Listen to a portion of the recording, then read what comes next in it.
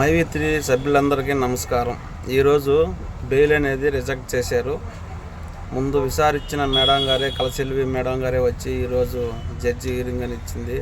మనకి రాలేదు, బెయిల్ అనేది దొరకలేదు, ఇంకా కొద్ది రోజులు వెయిట్ చేయమని కూడా చెప్పారు. మరి ఏం జరిగేది, ఏం జరగబోయేది అనే విషయం కూడా చెప్తారు. కొన్ని పార్టీల వల్ల మనకి ఇలా జరుగుతుంది, మనకు ఎవరు సపోర్ట్ లేరా అనిపించే దాకా వచ్చినది. మరి మనం వేసి ఉండి చూడాల్సిన అవసరం ఉంది. ప్రతి ఒక్కరూ ఆందోళన చెందొద్దు.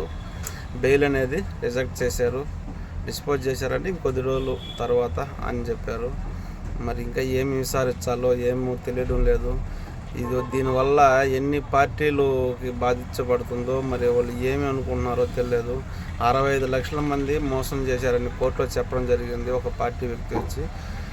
సరే, ఆ పర్సన్కి ఏమనిపించిందో, అది ఎంతమంది బాధితులు పడి ఉంటే వాళ్ళందరూ కూడా కేసు పెట్టి ఉండాలి. కానీ ఇక్కడ ఏం జరగలేదు కాబట్టి అక్కడ వీరింగ్ అనేది వేశారు. ఫస్ట్ అనేది హైకోర్టులో బెయిల్ రాదని కొంతమంది చెప్తున్నారు, రెండోసారి వస్తుందని కూడా చెప్తున్నారు. మరి ఏం జరుగుతుంది అనేది ఈరోజు వేసి ఉండి నైట్కి మన కేటీపీలో కానీ అక్కడ ఏం జరిగిందని ఫుల్ డీటెయిల్స్ ఇస్తారు.